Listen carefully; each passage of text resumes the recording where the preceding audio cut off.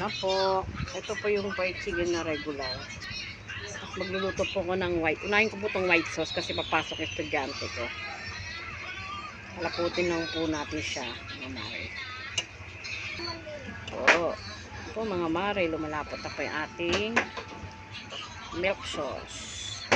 Ayun po yung magiging sausawan ng ating chicken finger, mga mare.